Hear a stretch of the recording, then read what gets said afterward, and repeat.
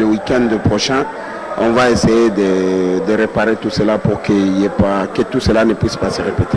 Tous les joueurs sont en place, sauf Salif qui est en Afrique du Sud jusque-là. Il rentre le 14 à Lubumbashi qui a subi une opération là. Il rentre, sinon le reste du groupe, tout le monde est là. Mazembe Supersport d'Afrique du Sud, ce sera pour les 3e et 4e fois que les deux équipes vont se rencontrer au cours de cette édition. Les deux premières fois ont vu les deux clubs se neutraliser, 2 buts partout au match aller à Lubumbashi et 0-0 au match retour en phase des groupes. 2 buts partout, c'est justement cet extrait que nous vous proposons de ces matchs entre le Corbeau Lucho de tout-puissant Mazembe Supersport d'Afrique du Sud. C'est dangereux. Avec la passe en profondeur, la frappe, ballon piqué, l'ouverture du score sur cette faute défensive. Avec Mpoutou dans la surface de réparation, c'est jouable. Et passe croisée, c'est le deuxième. Oh, c'est superbe ce qu'il a fait. Dans le petit filet, c'est inarrêtable. Un coup franc qui permet à la star Rainford Kalaba, le capitaine de cette formation du tout-puissant Mazembe, de doubler la mise. Ça fait 2-0 pour l'équipe qui a pris la mesure de l'adversaire, qui au bout de même pas une demi-heure de jeu fait le trou, fait le break. 2-0. Quel but. Là aussi, c'est finement amené dans une défense complètement apathique. D'adresse et de sang-froid, avec, je vous le disais, c'est vrai, un peu de réussite. Et ils sont sur un nuage, les joueurs du tout-puissant Mazembe. Ils seront très très difficiles à arrêter maintenant, étant donné qu'ils ont fait le break. Attention à la déconcentration, et 2-1. Et oui, la déconcentration, elle est là. La réaction de Modiba, immédiate ou presque, sur le coup d'envoi. Tout-puissant Mazembe, qui n'est pas à l'abri d'un retour de son adversaire. Ce serait une contre-performance évidemment pour le club de Lubumbashi de perdre des points sur son terrain. Avec le ballon dans la cage. Oh, quelle réalisation là de Mokoena. Il a sauté plus haut que tout le monde. De la détermination, de la concentration, c'est ce qui est recommandé au tout-puissant Anglebert Mazembe. Question de maximiser les chances si le club tient à conserver le titre parce que c'est sud-africain. On peut toujours mener, mais il faut rester concentré et déterminé. Question de ne pas encaisser le moindre but et garder intact ses chances pour remporter le titre, étant donné que le match retour se jouera à Pretoria, en Afrique du Sud. Mazembe qui prépare ou qui a préparé de la bonne manière cette finale aller en disposant lors de la première journée du championnat national d'Ecofoot par 2-0. Le championnat national, on en parle avec cette fois-ci la première journée qui s'est clôturée dans la zone de développement ouest avec cette victoire 3-0 de l'AS Vita Club devant le TP Mulungue de Mbandaka. 3 buts de V-Club réussis, notamment par Moloko du Capel, l'une des recrues de cette équipe, mais aussi le capitaine Nelson Munganga. Résumé de ces matchs avec Christian Vita-Vital Motomo. C'est dans une ambiance électrique que s'est déroulé le match entre l'AS Club de Kinshasa et TP Mulungue de Mbandaka. Dès l'entame de la rencontre, le poulain de Florent Ibengue assiège les camps des Équatoriens et ouvre la marque à la 26e minute grâce au transfuge du Football Club Renaissance Jésus Moulopo. 8 minutes après, V-Club double la mise par Shadrach Muzungu sur un super service du Malien Sidibé. 2-0, score à la pause. Au retour des vestiaires, les deux entraîneurs effectuent quelques changements sans apporter grand-chose. À la dernière minute, sur un corner de Ngonda Glody, Munganga Nelson inscrit de la tête le 3e but de Vert et Noir. V-Club réussit ainsi son entrée à la Lina Foot. On a resserré un peu de puisque vous savez que les ailiers de V-Club font des vitesses, des courses. Si vous laissez les espaces de 50 mètres, là c'est difficile. On a pressé très haut, puisqu'on n'avait pas la capacité de faire le pressing haut. C'est l'image de V-Club pour la saison, c'était l'image pour le match de Mulungue. Donc deux matchs ne se ressemblent pas. Ouais, si on doit garder l'image de la saison comme ça et qu'on gagne 3-0 tous les matchs, ça sera très bien. On a bien récupéré les ballons puisque l'équipe adverse, je crois, en 90 minutes n'a eu qu'un tir et un tir un peu approximatif. Donc non, deux. Donc je crois que globalement c'est positif. À l'occasion de la... Dans cette zone de développement ouest, la deuxième journée prévoit entre autres affiches demain samedi, Dragon Bilima Nord Sport à 13h30 au stade Tata Raphaël et à 15h30 le football club Renaissance jouera le TP Molungue, alors que le grand derby de la capitale c'est le lundi entre le Daring Club Mapembe et l'AS Vita Club. Daring qui a gagné son match inaugural contre l'Académie Club Rangers 3-1 sera donc à l'AS Vita Club lundi. Et les conférences d'avant-match pour ces deux clubs sont avancées. Ça sera demain samedi au siège de la Ligue nationale de football. 10h au Tissingoma de l'AS Vita Club et 1 heure plus tard, Florent Ibengue de l'AS Vita Club. Pendant ce temps, dans la zone de développement centre-sud, un match s'est joué hier après son nul précieux d'un but partout en Bujumaï face à Sa Majesté Sangabalende.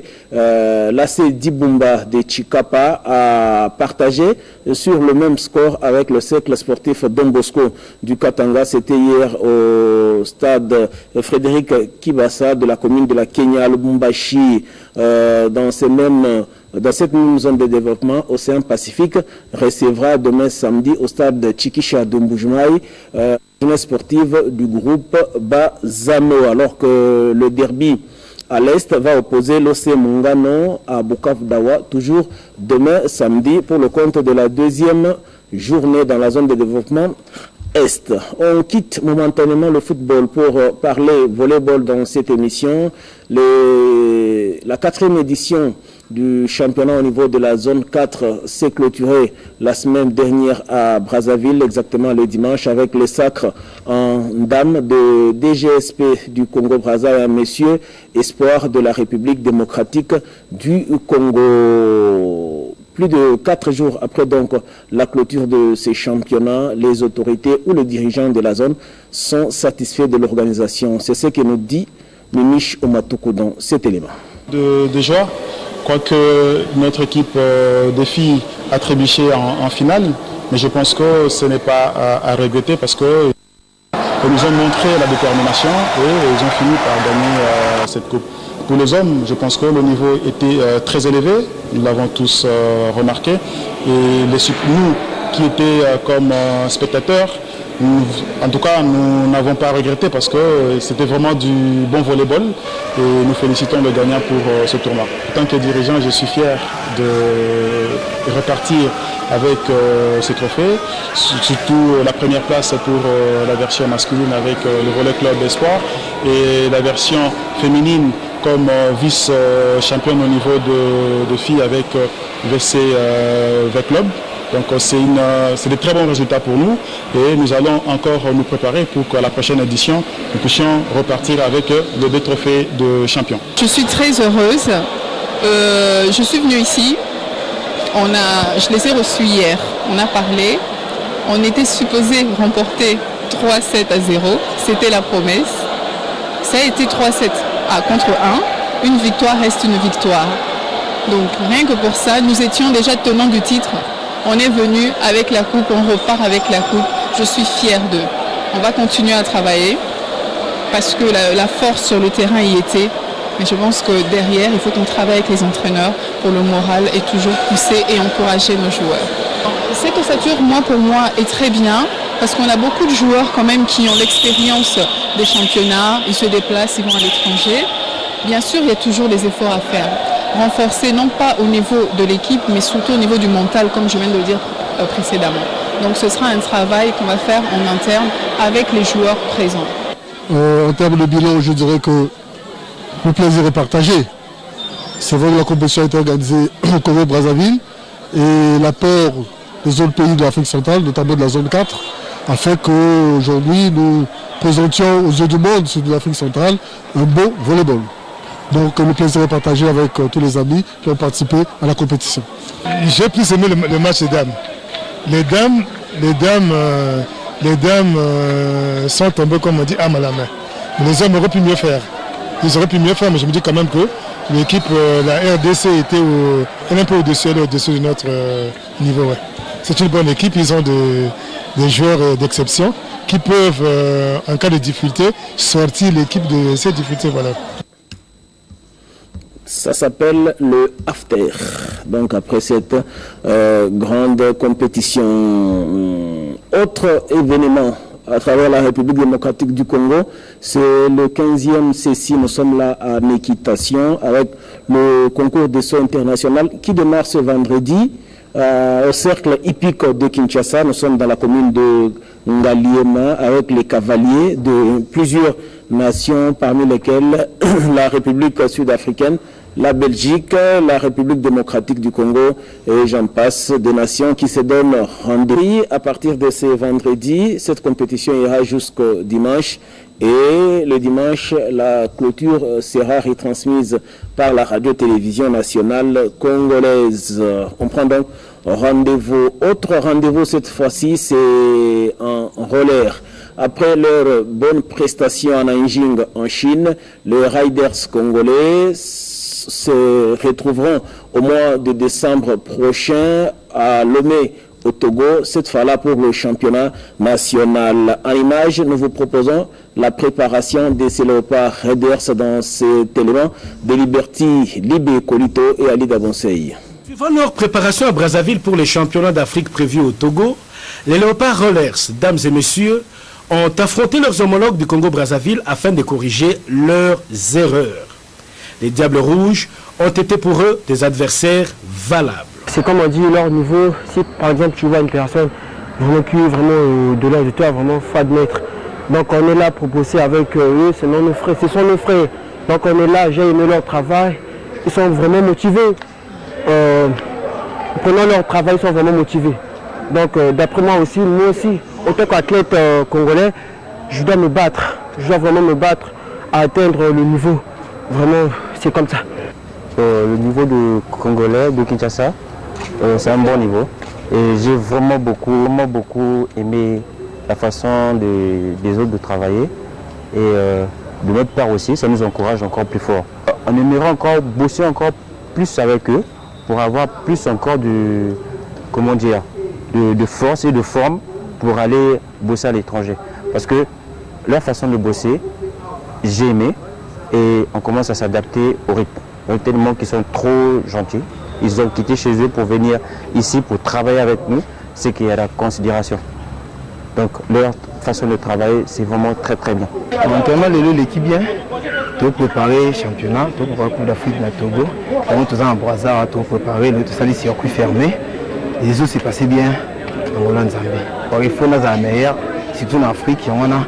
Même sur l'image relaxa, le bien gagné qui le sont gagné pour sa piste, on prépare toujours pour le championnat. On sait pas soutenir les bisous pour tout déplacer beaucoup à tout hier, à ton Brazzaville pour prendre Brazzaville pour tout gagner la Coupe d'Afrique. On peut ça pour des bandes de l'autre qui l'ont été, on a combattu en relais pour la compétition mais on peut tout le la relais international. Tout travailler dans la norme, tout travailler dans la relais où ils ont vraiment dans musala wana. Les autres qui ont relais moko boya jarbu, oui na on a piste la jarbu té. Ils ont souvent dans relais piste ils ont relais c'est l'homme des disciplines différentes. Espérons que ce stage va porter de fruits et alors de très bons fruits aux Raiders de la République démocratique du Congo. Élément d'Ali Dabonsei et Liberty Kolito rendu par Willy Albert Kandé Kabasele. On termine cet infosport par ces quelques brèves. Le tirage au sort du CHAN Maroc 2018 aura lieu ce soir à partir de 20h30. Sur ce plateau, nous aurons Willy Albert Kandé Kabasele pour cette cérémonie que la télévision nationale de la RDC va vous proposer, chers téléspectateurs. Autre actualité en football, c'est la clôture du séminaire de recyclage pour arbitres et assistants organisé à Mbujimaï qui a eu pour cadre l'hôtel Equinox. Sur les 16 participants, un bilan très maigre. Seul Honoré Ngambila vient de satisfaire au test de Cooper organisé ce matin. Sur 16 candidats, un seul a réussi à cette test concernant les arbitres centraux. Pendant ce temps, en basketball, début des quarts des finales de la Coupe d'Afrique de club champion dames Luanda 2017 avec les affiches qui voici. Equity Bank du Kenya contre Premier d'Agosto d'Angola, Kenya Port Authority du Kenya contre First Bank du Nigeria, Darik Motema Pembe de la RDC contre Interclube d'Angola et GSP d'Algérie contre Ferroviario du Mozambique. Alors que la sélection nationale masculine, elle poursuit ses entraînements au stade des Martyrs. Les Léopards quittent Kinshasa, sauf imprévu, mardi prochain pour Luanda. Sur place, ils vont prendre part aux éliminatoires du prochain championnat du monde Chine 2019, ce du 24 au 26 novembre courant. Ainsi prend fin ce numéro d'Infosport. Merci à vous tous qui nous avez suivis. Rendez-vous tout à l'heure à 14h à travers le sport week-end, mais surtout le soir avec le tirage au sort du CHAN Maroc 2018.